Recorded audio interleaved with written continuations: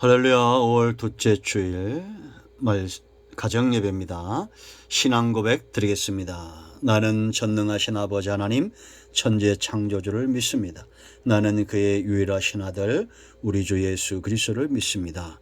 그는 성령으로 잉태되어 동정녀 마리아에게서 나시고 본디오 빌라도에게 고난을 받아 십자가에 못 박혀 죽으시고 장사된 지 사흘 만에 죽은 자 가운데서 다시 살아나셨으며 하늘에 오르시어 전능하신 아버지 하나님 우편에 앉아 계시다가 거기로부터 살아있는 자와 죽은 자를 심판하러 오십니다.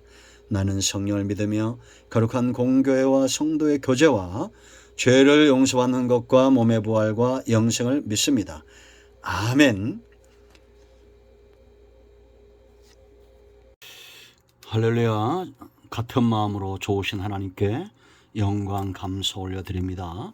오늘도 분명 여호와 이레입니다. 하나님께서 저와 여러분 삶 가운데 응답하시고 은혜 주시고 하나님의 선하신 뜻 가운데 인도하는 복된 날 될 것을 믿습니다. 자, 오늘은 시편 18편 20절부터 27절 말씀까지 살펴봅니다. 기도하겠습니다. 영광과 감사를 우리 하나님 앞에 올려드립니다. 온 마음으로 하나님을 사랑합니다. 주의 보혈을 의지하여 싸우니 우리의 모든 죄와 허물을 사하시옵소서. 주의 이름을 의지하여 간구합니다. 하나님의 선하신 뜻을 우리 가운데 응답으로 주시기를 원합니다. 말씀을 읽으며 말씀을 들을 때 우리의 심령이 뜨거워지고 변화되며 하나님의 큰 은혜로 인하여 만족함을 얻는 귀한 시간이 되게 하옵소서. 시편의 말씀들이 열려지기를 원합니다. 종을 낮추시고 겸손하게 하시고 오직 말씀의 도구만 되게 하옵소서. 예수님의 이름으로 사모하며 기도합니다. 아멘. 20절 말씀 봅니다. 여호와께서 내 의를 따라 상 주시며 내 손의 깨끗함을 따라 내게 갚으셨으니 이는 내가 여호와의 도를 지키고 악하게 내 하나님을 떠나지 아니하였으며 그의 모든 규례가 내 앞에 있고 내게서 그의 율례를 버리지 아니하였음이로다. 또한 나는 그의 앞에 완전하여 나의 죄악에서 스스로 자신을 지켰나니 그러므로 여호와께서 내 의를 따라 갚으시되 그의 목전에서 내 손이 깨끗한 만큼 내게 갚으셨도다. 자비로운 자에게는 주의 자비로우심을 나타내시며 완전한 자에게는 주의 완전하심을 보이시며 깨끗한 자에게는 주의 깨끗하심을 보이시며 사악한 자에게는 주의 거스르심을 보이시리니 주께서 곤고한 백성은 구원하시고 교만한 눈은 낮추시리이다. 아멘. 자, 여러분, 성도의 삶이 참 귀하다고 그랬습니다. 왜냐? 삶은 생명 있는 자의 몫이기 때문입니다. 죽은 자에게는 삶이 없죠. 우리가 영적으로 거듭났다는 것은 생명을 얻었다는 겁니다. 예수님 믿는 순간 사망에서 생명으로 옮겨졌습니다. 그렇다면 이제 우리가 생명 얻은 자로 어떠한 삶을 살아야 될까요? 우리가 하나님 앞에서 성도의 삶을 살아갈 때 어떤 자세, 어떤 태도를 가져야 할까요? 사도 바울은 디모데후서 2장 5절에서 성도들을 향해서 경계하는 자다 그렇게 말합니다. 여러분 달리기 해보셨습니까? 운동 경기 해보셨습니까? 어떤 사람이 승리하고 상을 얻습니까? 우리가 100m 달리기를 하면 이미 출발선상에서 상 얻을 자가 보인다고 그랬죠. 집중하고 있습니다. 정신을 집중하고 딴 데 한눈 팔지 않습니다. 그리고 자기가 달려야 될 목적을 향해서 있는 힘껏 달려갑니다. 자기 안에 있는 모든 에너지를 다 쏟아냅니다. 상이 있기 때문이죠. 세상에 성공하는 사람들도 그와 같습니다. 한 우물을 파되 집중력 있게 끊임없이 파냅니다. 제가 언젠가 말씀드렸죠. 아프리카에서 샘을 파는 사업하시는 장로님이 있는데 남들이 파다가 실패한 곳에 가서 파면 꼭 물이 나온답니다. 왜냐? 한 1m, 2m만 들어가면 물이 나온대요. 사람들이 그 마지막 1m를 남겨두고 포기한 겁니다.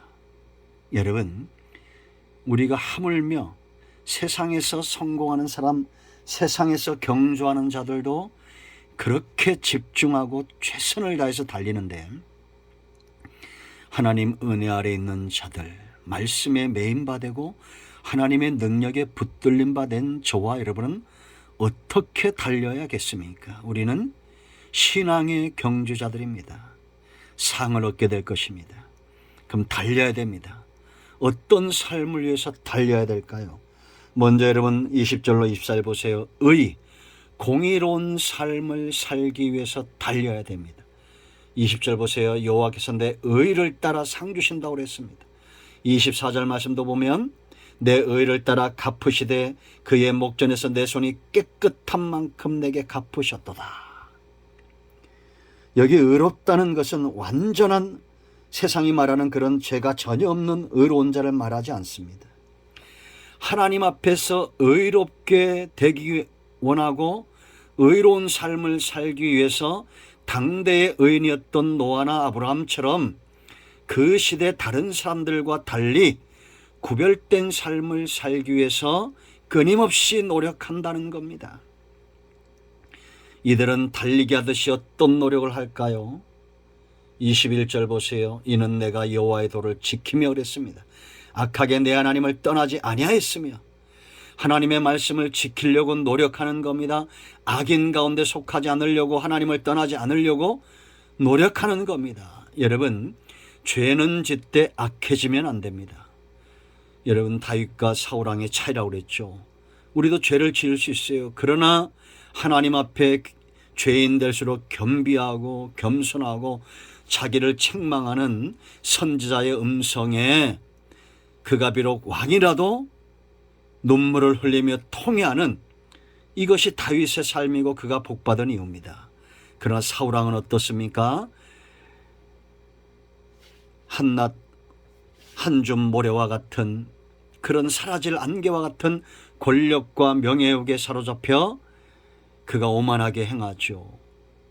결국 어떻게 됩니까? 죽임을 당하죠. 여러분, 우리는 하나님 앞에 의롭게 되기 위하여 노력해야 됩니다. 말씀을 지키려고 노력을 하고 그러다 넘어지면 또 하나님 앞에 나아가 통회하고 하나님을 떠나지 않는 거예요. 그게 악하지 않는 겁니다. 악인들은 죄를 지으면서도 정당화하고 하나님을 만월히 여기고 끊임없이 악을 행하는 것을 말하는 겁니다. 그런 믿지 않는 불신자들 많지 않습니까? 내가 한 대 맞으면 상대방은 죽여야 되는 지금 요즘 이런 일들이 얼마나 많습니까? 어떻게 이렇게 잔혹하게 사람을 죽입니까? 악한 겁니다. 22절 보세요. 그의 모든 규례가 내 앞에 있고 내게서 그의 율례를 버리지 아니하였음이니라. 말씀 앞에 코람되어 하나님 앞에 이 율례대로 살고자 노력을 하는 겁니다. 23절 보세요. 또한 나는 그의 앞에 완전하여 나의 죄악에서 스스로 자신을 지켰다라고 말합니다. 이거는 죄를 전혀 안 짓는다는 게 아닙니다. 우리가 죄 가운데 넘어진다 할지라도 다시 일어나고 하나님 앞에 자기를 구별시키는 삶, 의를 위하여 달려가는 겁니다. 우리가 넘어지면 먼지가 묻잖아요. 털고 다시 달리는 것처럼 온전한 나라 하나님의 나라가 오기까지 우리는 끊임없이 넘어질 겁니다. 그러나 하나님을 떠나서는 안 됩니다. 말씀을 떠나서는 안 됩니다. 그런 삶을 이야기하는 겁니다. 그런가 하면 여러분 25절로 27절 말씀 보세요. 이제 그뿐만 아니라 그가 봤던 많은 사람들의 삶을 이야기합니다. 25절 자비로운 자에게는 주의 자비로우심을 나타내시며 그도 그랬고 그가 봤던 신앙의 사람들이 자비롭게 행하면 하나님의 자비가 그에게 임한다는 거예요. 여기에 자비롭다는 것은 히브리 말로 하시드, 하나님을 향해서 수직적으로는 하나님을 경외하는 신앙이고 수평적으로 사람들을 향해서는 그들을 사랑하고 사랑하는 긍휼의 마음을 갖는 경건한 신실한 삶을 이야기합니다. 하나님과의 관계, 사람과의 관계가 분명한 자가 바로 자비로운 자예요. 우리가 하나님과의 관계에서 그 사랑을 체험하지 못하고 어떻게 사람들 가운데 자비를 행할 수 있겠습니까? 여기 완전하다는 것은, 완전한 자는 전적으로 의지하는 것을 말합니다. 하나님을 의지하되 전적으로 의지하고 이런 삶을 살고자 했다는 겁니다. 그런가 하면 26절에 깨끗한 자 그랬죠. 깨끗한 자에게는 주의 깨끗하심을 보이신다. 이 깨끗한 자는 다비드, 분리된 자, 스스로 세상에서 죄에서 자기를 분리시켰다. 구별되기 원하는 겁니다. 여러분, 세상 사람들은 스스로 의롭게 살려고 죄에서 구별되려고 합니다. 그러나 우리에게는 피난처가 있죠. 주의 보혈을 의지하고 통회하고 자복하고 회개하여 세상과 죄에서 분리시키는 겁니다.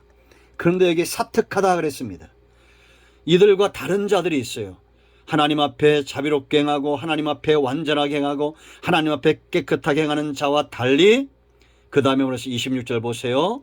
사악한 자에게는 주의 거스르심을 보이시니, 이 사악하다는 것은 생각이 바르지 못하고 언행이 바르지 못한 자를 말합니다. 항상 악한 생각에 사로잡혀 있고 그리고 말과 행동에 있어서 악한 길을 가는 거예요.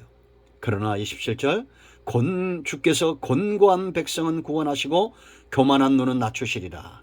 이 곤고한 자는 바로 자비롭고 하나님 앞에 완전하고 하나님 앞에 깨끗하기를 원하는 자를 말하고, 교만한 자는 사특한 자를 말하는 겁니다. 그러므로 여러분, 성도는 삶이 귀합니다. 왜? 생명의 문제예요. 이제 우리가 생명을 얻었다면 경기하듯이 하나님 앞에서 의로운 삶, 하나님이 기뻐하는, 하나님을 향해서, 세상을 향해서 성도가 가져야 될 자비와 완전한 의와 깨끗함과 이런 삶을 살고자 경기하듯이 달려야 됩니다. 그래서 좁은 길인 거예요. 함부로 말하지 않습니다. 악한 생각을 하지 않습니다. 언행에 있어서 조심하려고 합니다. 그러다가 또 넘어지면 욥의 가정처럼, 욥처럼 하나님 앞에 번제와 속죄제를 드리는 그런 삶, 다시 한번 헌신의 자리로, 다시 한번 하나님 앞에 관계회복의 속죄제의 자리로 나아가는 것, 이런 삶이 우리에게 필요합니다. 이것이 바로 다윗의 삶이었습니다. 오늘도 끊임없이 하나님이 기뻐하는 삶을 살고자 달려가는 여러분 모두를 축복합니다. 이 말씀은 가정예배로 사모하며 우리가 드리겠습니다. 이제 가장이 기도하시고 함께 통솔로 기도하시고 마무리 기도하시고 주기도문으로 마치면 되겠습니다. 예수 그리스도 이름으로 여러분들을 축복하며, 예수 그리스도 이름으로 모든 병과 문제 있는 모든 문제들은 해결되었습니다. 아멘. 할렐루야. 응답이 오늘도 우리 가운데 임하였습니다. 아멘.